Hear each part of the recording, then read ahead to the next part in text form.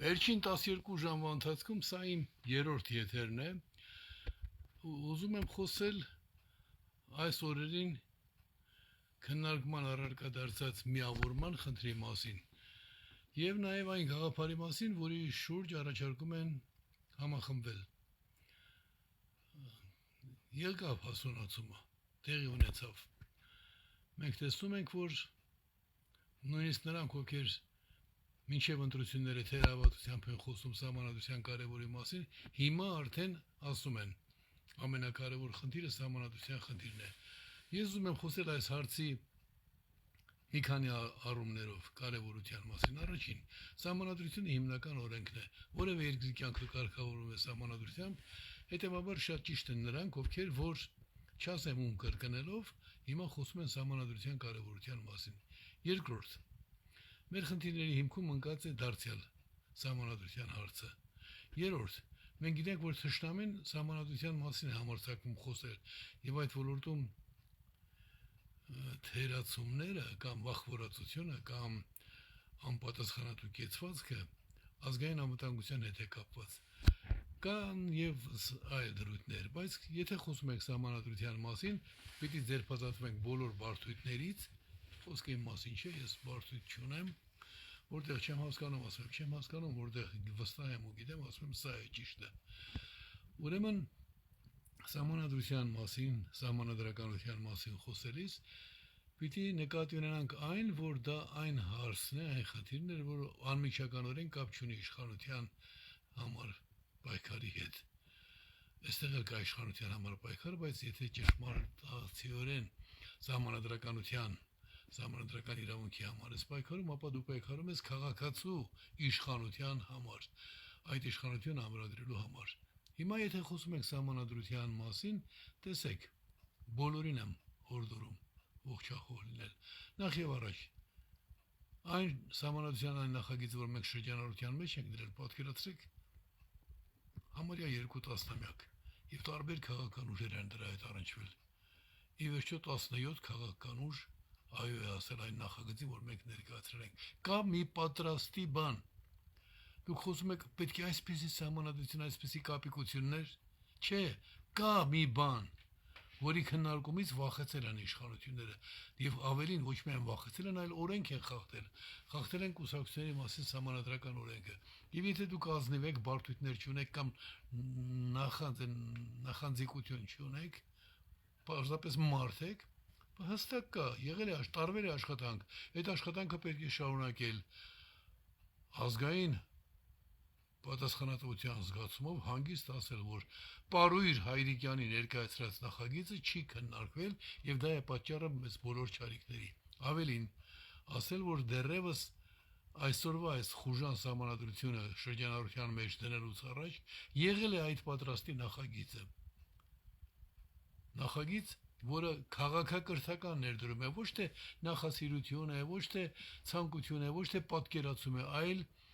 քաղաքացիների իրավունքները ամրագրող, պետությունը որպես գործիք ընկալող, ժողովրդին ենթակա գործիք ընկալող մի նախագիծ։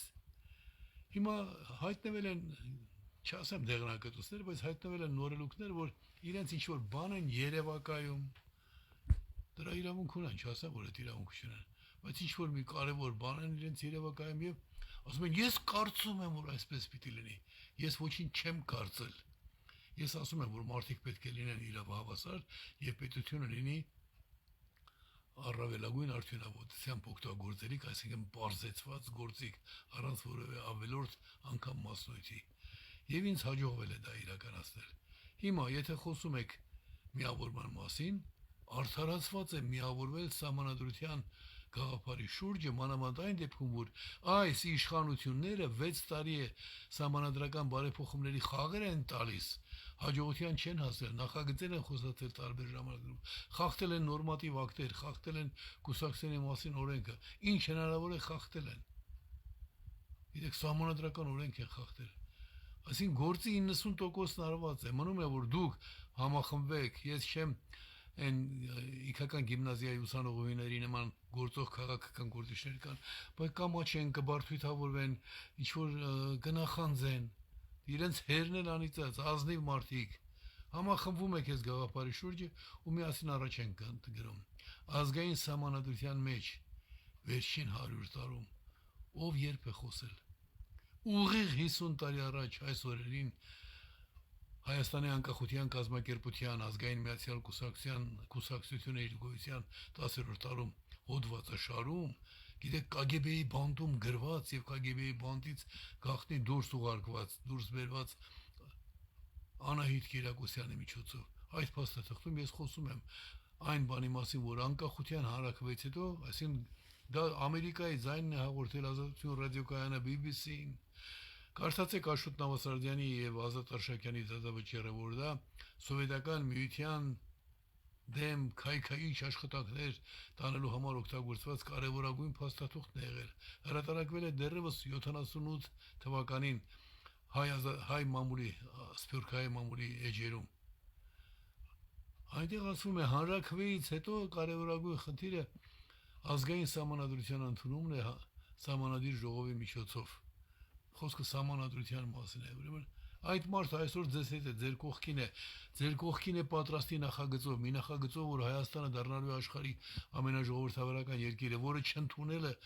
հավասարազոր է աշխարհի ամենածանր հանցագործությունները կատարելուն, որը նաև քաղաքակրթական ներդրում է, որը ամփոփում է մեր քաղաքակրթության կարևորագույն ձեռքբերման հիմնական ամրագրումը,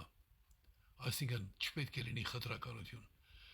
Գտնված է մի նախագիծ, սահմանադրության նախագիծ, որով քաղաքացիները, եթե մասնակցել են ընտրության, բոլորը ներկայացված են։ Ավելին, մեր սահմանադրության նախագծում Հայաստանը պատկանելով Հայաստանի քաղաքացիներին եւ քաղաքացիների իրավահավասարության երաշխավորմամբ աշխարհի որ ծայրում էլ հայ մարդն ապրի, ոչ միայն մասնակցում է ընտրություններին, մասնավորապես էլեկտրոնային եղանակով, այլ անմիջականորեն ներկայ է լինում ներկայացուցչական մարմնի աշխատանքներում, առանց որևէ խտրականության։ Դեռ մանրամասների մասին խոսենք, բայց ես պարտավոր էի ասել, որ եթե սկսել եք սթափվել, եթե ձերբազատվել եք բարդույթներից, քաղաքական գործիչներ եւ հասկանում եք ընտրություններին մասնակցելու ընթացքում թույլ տված ձեր սխալները, այն է, որ չէիք ընդունում, որ պետք է հանուն սահմանադրության համախմբվել, որովհետև սահմանադրությունը դա այն իրավական դաշտն է, որը մեզ հնարավորություն է տալիս իրավունքի վրա հենվել։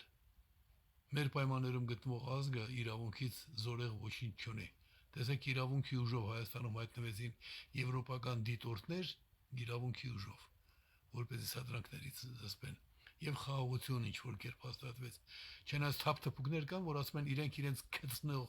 լպրծուն քաղաքականությամբ են խաղաղության, թշնամու հաճո քաղաքականությամբ են խաղաղության պայմաններ ստեղծել, ոչ։ Դա իրավական մոտեցումներով հայտնի եվրոպական միությունն է։ Գիտեք, չէ, եվրոպական միության խորհրդարանական համակարգը, ինչպեսի սկզբունքային կեցվածք է դրսևորել նաև արցախցիների հարցում։ Ուրեմն մենք իրավական ճանապարհի շեշտադրման միջոցով պետք է կարողանանք հասնել մեզ հուզող բոլոր հարցերի, բոլոր խնդիրների լուծմանը։ Առայժմ այսքանը, հետո ելք խոսենք, ապրեք բոլոր նրանք, ովքեր որ խոսում եք չհուսահատվելու եւ միասնական ուժերով աշխատելու մասին, ապրեք բոլոր նրանք, ովքեր որ հասկանում եք, որ այդ ամենի հիմքում դեռևս ընտրություններից առաջ իմ ներկայացրած սահմանադրական համերաշխության, համագործակցության գործելակերպն է,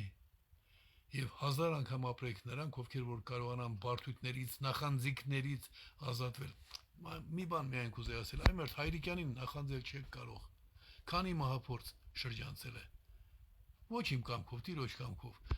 Ամենաշատ բանտերում նստած հայ քաղաքականավորը,